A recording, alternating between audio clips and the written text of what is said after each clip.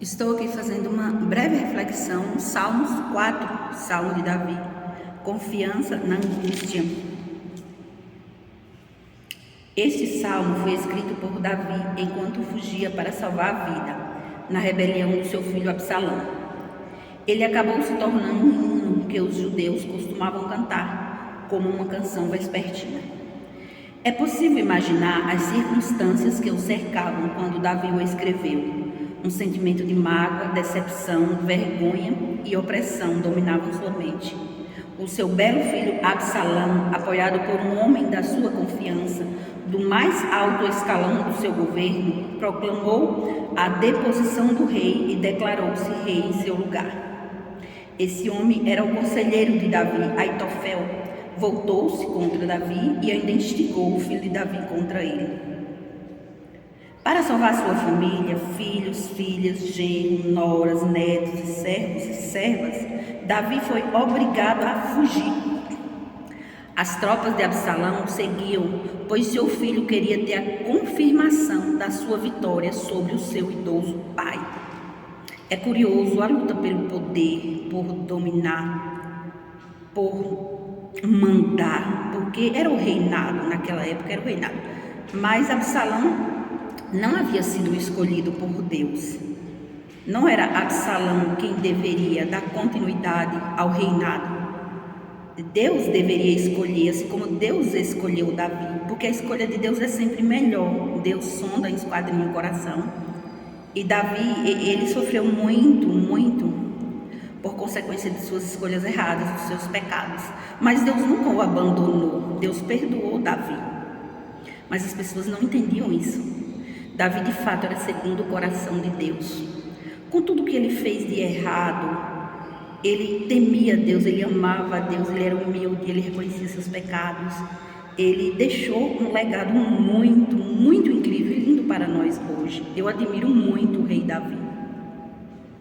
Muitos dos súditos de Davi se uniram a Absalão e possivelmente motivados pelas lembranças do pecado de Davi contra Urias por causa de Betseba.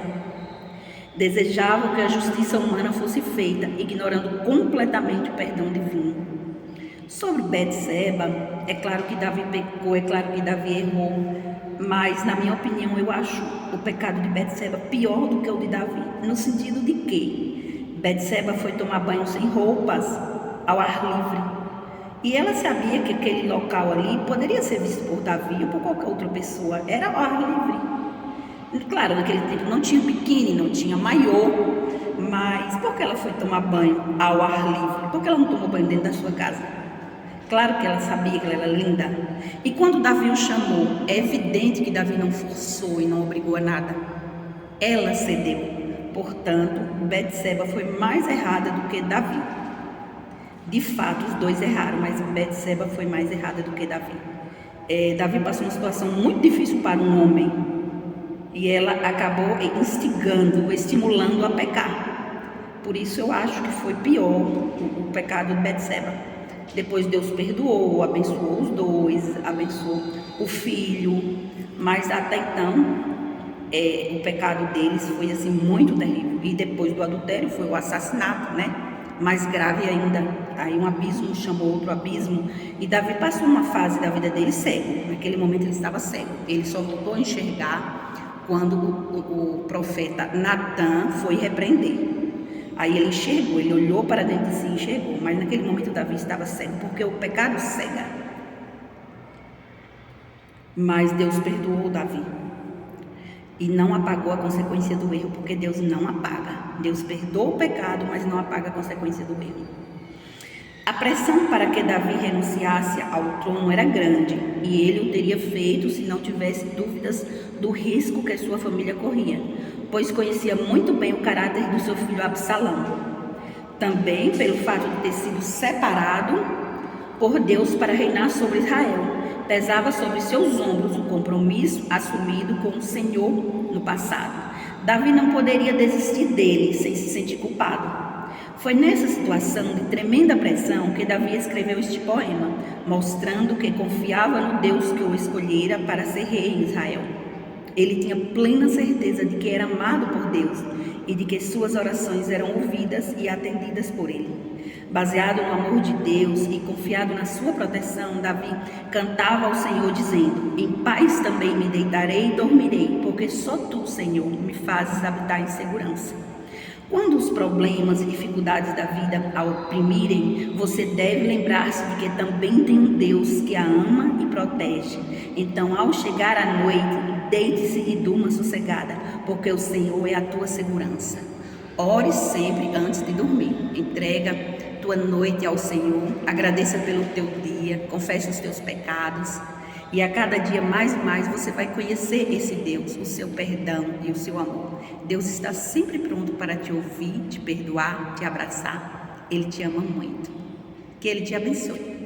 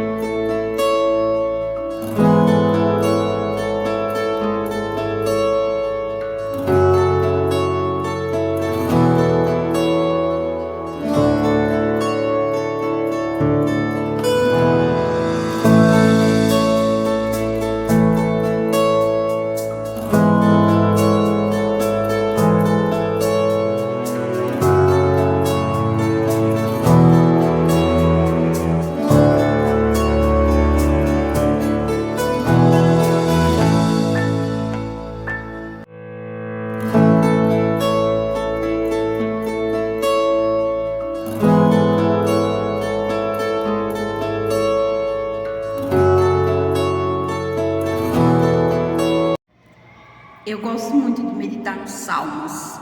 Davi apresenta a essência dele, o que ele viveu, suas experiências.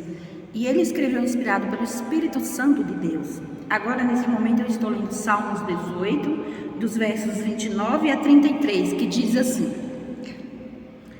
porque contigo entrei pelo meio de um esquadrão e com o meu Deus saltei uma muralha. O caminho de Deus é perfeito, a palavra do Senhor é provada, é um escudo para todos os que nele confiam. Porque quem é Deus senão o Senhor? E quem é rochedo senão nosso Deus? Deus é o que me cinge de força e aperfeiçoa o meu caminho, faz os meus pés ágeis como os da corças e põe-me nas alturas. Amém? Esse é o nosso Deus. Com o meu Deus eu posso saltar muralhas. Você sabia que quando Deus luta ao teu lado, mesmo que se levantar todas as pessoas no mundo, multidões e mais multidões, você vence com Deus. Com Deus você é maioria, com Deus você é mais, você vence. Então, assim, esse é o nosso Deus, um Deus que está conosco, um Deus que nos dá vitória, um Deus que conduz nossos passos, um Deus que nos inspira e às vezes nos dá ordens. Deus não ordena tudo o tempo todo, mas às vezes Ele dá ordens. Ao profeta Jonas, Deus deu uma ordem. Tem situações que Ele ordena. Isso não significa que Deus desrespeita a escolha pessoal, não é isso. Algumas vezes Ele ordena, e na história de Jonas em especial, Ele estava querendo ensinar uma lição muito preciosa para o profeta, que foi rebelde, foi medroso, foi desobediente, e parece que desejou a morte de todas aquelas pessoas daquela cidade. Deus queria dar uma lição para ele. Então, na história de Jonas, sim, houve uma ordem direta, e nos dias de hoje também, algumas vezes Deus ordena, mas Deus não ordena tudo o tempo todo. Deus realmente é muito respeitoso. No momento que Deus chamou Moisés, no início Moisés resistia. Moisés falava: eu sou pesado de língua. Moisés não queria obedecer. E aí Deus considerou o argumento de Moisés e chamou o irmão de Moisés, Arão, para falar em nome dele. Então Moisés dizia uma coisa, Deus dizia outra, Moisés dizia uma coisa. Então assim, Deus ele considera, acredite, ele considera o ponto de vista dos seus amigos. Deus considera a situação, o ponto de vista, o argumento. É impressionante, um Deus que pode se sensibilizar pela opinião humana, a depender, se Deus analisar que faz sentido, que a pessoa está sendo justa. Deus é maravilhoso demais, é perfeito demais. Eu costumo dizer, e vou continuar falando, é impossível uma pessoa conhecer Deus na essência e não se apaixonar por Ele, e não mudar completamente, porque é um Deus maravilhoso demais. E a minha oração durante anos foi essa e continua até hoje. Deus, mostra-se para a humanidade, mostra a tua essência, mostra o teu caráter. Senhor, apresenta-se para a humanidade. E Deus ouviu essa oração, porque Ele está fazendo isso e Ele vai fazer cada vez mais. E eu dizia a Deus, Deus, se o mundo te conhecer, muita gente vai se converter verdadeiramente. As pessoas estão seguindo o caminho largo, Senhor, porque o diabo enganou a carne, o pecado, o diabo cega, o diabo joga sujo. Mas se for possível a pessoa enxergar claramente, muita gente vai escolher o Senhor. Eu orava desse jeito, eu falava desse jeito. E por incrível que pareça, Deus ouviu minhas orações. Eu me lembro também que eu orava muito assim: Deus, que o Deus vivo, o Deus de Abraão, Isaac e Jacó seja conhecido e reconhecido por meio do Ministério Avivar e Irecê. Que as pessoas possam comentar aquela escola, não, o Deus que aquela escola serve, o dono daquela escola. E recentemente Deus ministrou ao meu coração que Ele fará isso. É o Deus que a Avivar serve. Por isso que Deus quer que conte a história da Avivar, porque Ele quer mostrar que Ele é Deus na Avivar, que Ele é o dono da Avivar. Incrível, gente, incrível. Então, quando você ouvir falar Avivar, você pode pensar e até afirmar isso. Como assim Avivar? O Deus que a Avivar serve. Nós estamos aqui considerando a escola, e sim o Deus, o dono da escola. O Deus de Abraão, Isaac e Jacó, o Deus vivo e verdadeiro, que vai mostrar para todos, para muita gente, que Ele é o dono da instituição Avivar, que Ele chama de belo e santo monte do Senhor, que Ele tem ciúme santo, a ponto de ficar indignado quando alguém fala mal, quando alguém tenta prejudicar de maneira proposital. O zelo e o amor é tão lindo para com o belo e santo monte. Eu louvo a Deus e eu estou orando sempre, sempre por você e sua família. Que Deus te abençoe sempre. Que a paz de Cristo reine em cada coração. Eu estou meditando agora a respeito do tema pecados conscientes, inspirado no Salmos 19:13. A meditação diz assim: o salmista suplica a Deus que o livre do pecado da soberba, pois tinha consciência de quão perigoso é este pecado.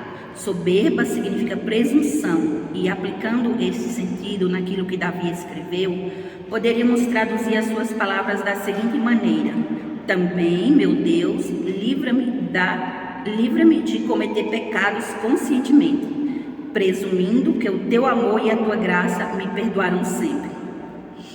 Em Números 15, 27 a 31, lemos: se alguma alma pecar por ignorância, para expiação do pecado, oferecerá uma cabra de 1 ano, e o sacerdote fará expiação pela sua alma. Mas a alma que fizer alguma coisa, a mão levantada, injúria ao Senhor. Tal alma será extirpada do meio do seu povo. A respeito de pecado consciente, é evidente que Deus não leva em conta o tempo da ignorância. No juízo divino, as pessoas que não conheciam, que tiveram poucas oportunidades de conhecer a verdade, Deus não vai cobrar tanto quanto os outros. Porque assim, a quem muito foi lhe dado, muito será cobrado, entende? É baseado no conhecimento que a pessoa teve e na quantidade de oportunidades que a pessoa teve para enxergar a verdade. Quando a pessoa resiste mesmo, sabendo, consciente, e aí o pecado a consequência é mais séria, porque a pessoa fez de propósito, a pessoa errou de propósito. E aqui nessa terra nós sabemos que algumas pessoas já tiveram muitas oportunidades, outros poucas oportunidades, uns mais e uns menos, uns tiveram oportunidades de estudar muito, alguns sabem de cor vários textos da Bíblia, sabe de cor, tem todo conhecimento teórico, mas não pratica e ainda induz o povo a errar, e ainda prega heresia, e ainda espalha heresia, sabendo, consciente, desobedece a Deus. O orgulho faz isso, o orgulho faz a pessoa pensar que sabe mais do que Deus. O orgulho faz o ser humano, e o inimigo ele age assim, ele inflama o orgulho. Satanás caiu por orgulho, então ele inflama o orgulho do ser humano, faz a pessoa pensar que sabe mais, que é mais inteligente, que pode dar a última palavra. faz a pessoa pensar isso tudo, e aí a pessoa se rebela contra Deus. Por isso que os orgulhosos, eles não têm o hábito de pedir confirmação, de orar, de perguntar a Deus. Eles não querem saber a opinião de Deus, a ótica de Deus. Eles querem saber a própria ótica, a própria opinião. Querem ganhar território, terreno, querem conquistar dinheiro, fama, aplausos. Por isso que muitas pessoas aqui nessa terra buscam multidões para segui-los. Para onde vai, convida o povo, busca multidões, e ao tempo todo querendo território, querendo mais dinheiro, querendo aplausos, fama, reconhecimento. Porque tem essa sede no coração deles, porque eles têm um vazio por dentro. Todo ser humano tem esse vazio e só pode ser preenchido através do amor de Jesus, através do Deus vivo e verdadeiro. Então a pessoa tem aquele vazio, não identifica que tem e busca nas coisas do mundo, nas coisas da terra. Entende porque é que tanta gente quer isso, quer aplauso, reconhecimento. Muita gente se preocupa com a opinião das pessoas. O próprio Saul falou para Samuel: honra-me diante das pessoas. Ele não estava preocupado com a opinião de Deus, a orientação de Deus, não, era ele mesmo. O Saul queria para ele mesmo, ele queria honra. Ele ouvia Davi sendo honrado, aplaudido, as mulheres reconhecendo: Saul matou tanto, Davi matou tanto. E aí Saul disse: o que lhe falta senão uma coroa? Inveja, ele ficou com inveja. Então assim, esse é um erro terrível. Buscar demais a aprovação, a opinião, o aplauso humano e esquecer da opinião de Deus, que é mais importante. Gente, é Deus que pode levar para o céu ou jogar para o inferno. É Deus que pode jogar no lago de fogo ou salvar a pessoa. É Deus e não as pessoas aqui. De que adianta agradar o mundo todo e desagradar a Deus? Gente, o mais importante é agradar a Deus. O importante é a opinião de Deus. Busque resposta no Senhor. Pergunte a Ele como é que Ele enxerga tal situação. Se você começar a agir assim, Deus vai mostrar como Ele enxerga e te dá a direção. Pode ter certeza que Ele vai te dar a direção. Lembre-se, é mais importante agradar a Deus do que a homens. Se você andar com Deus, você tem maioria, você já venceu. Se você agradar o coração de Deus, você será a pessoa mais feliz desse mundo e fará diferença na vida de muita gente. Será canal de bênção. Amém? Que Deus te abençoe sempre. Que a paz de Cristo reine em cada coração. Agora eu gostaria de ler o Salmos 33. Louvor ao Deus Criador. Regozijai-vos no Senhor, vós justos, pois aos retos convém o louvor. Louvai ao Senhor com a harpa, cantai a Ele com o saltério de 10 cordas. Cantai-lhe um cântico novo, tocai bem e com júbilo, porque a palavra do Senhor é reta e todas as suas obras são fiéis. Ele ama a justiça e o juízo, e a terra está cheia da bondade do Senhor. Vou repetir o versículo 5, que diz: Ele ama a justiça e o juízo, a terra está cheia da bondade do Senhor. Pela palavra do Senhor foram feitos os céus e todo o exército deles, pelo espírito da sua boca. Ele ajunta as águas do mar como um montão, põe os abismos em tesouros. Tema toda a terra ao Senhor, temam todos os moradores do mundo, porque falou e tudo se fez, mandou e logo tudo apareceu. O Senhor desfaz o conselho das nações, quebranta os intentos dos povos. O conselho do Senhor permanece para sempre, os intentos do seu coração de geração em geração.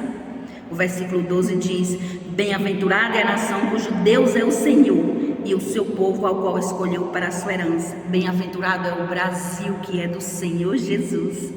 13. O Senhor olha desde os céus e está vendo a todos os filhos dos homens. Tem gente que diz: eu não fiz nada para chamar a atenção de Deus. Eu não tenho interesse de chamar a atenção de Deus.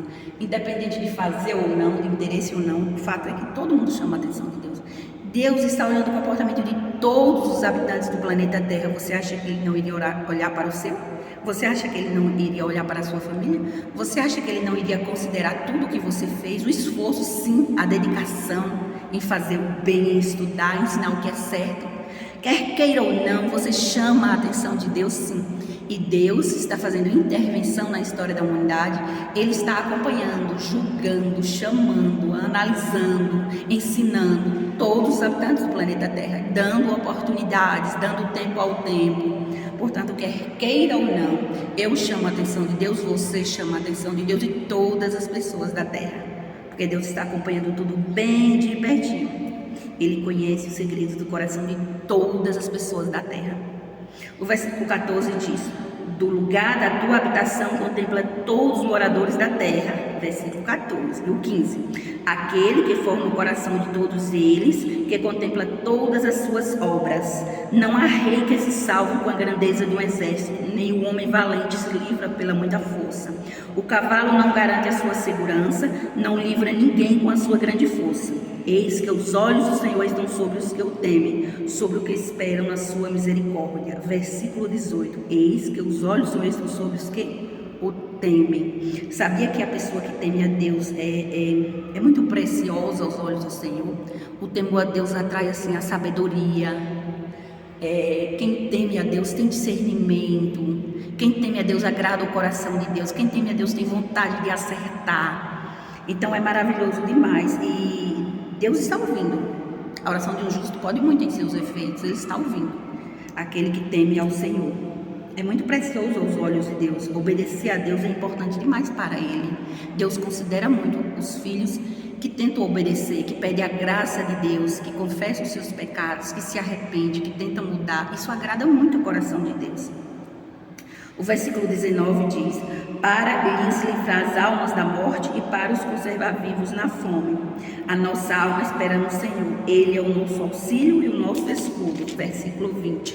O 21 diz: pois nele se alegra o nosso coração, porquanto temos confiado no seu santo nome. Versículo 22. Seja tua misericórdia, Senhor, sobre nós, como em ti esperamos. Amém. As misericórdias do Senhor são a causa de não sermos consumidos. A Bíblia diz que ela se renova a cada manhã.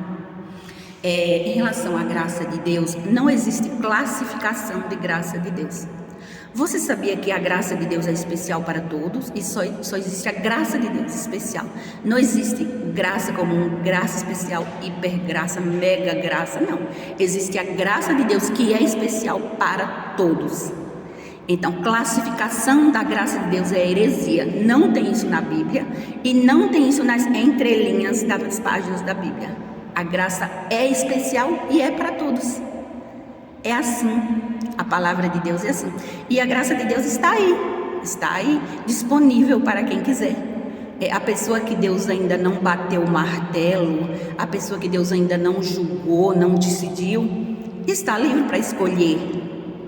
Então a graça de Deus está para quem quiser.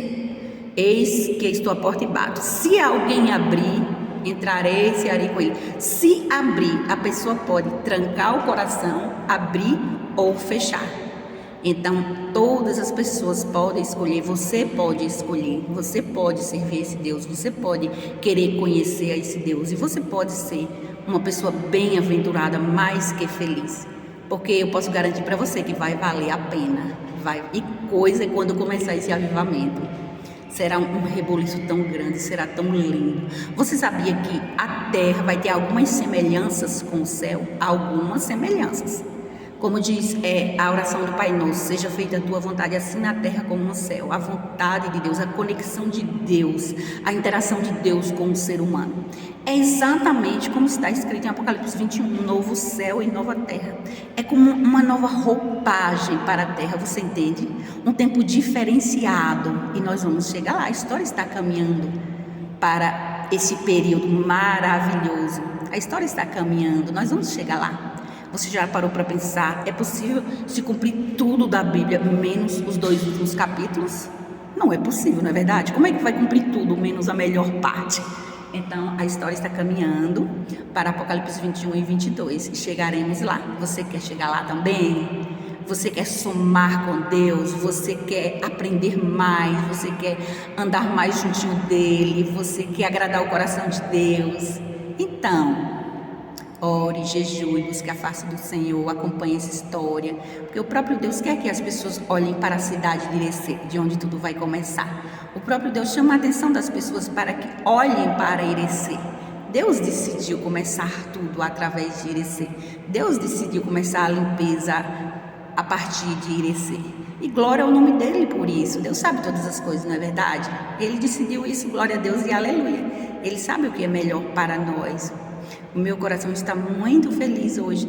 A cada dia Deus me relembra das promessas do avivamento e dos sonhos dele para a nação brasileira e para o mundo. Deus tem sonhos lindos, lindos, e ninguém pode frustrar os sonhos de Deus. Ninguém pode frustrar os sonhos de Deus. E Deus sonha em avivar Irecê, a Bahia, o Brasil e o mundo. Deus te abençoe sempre.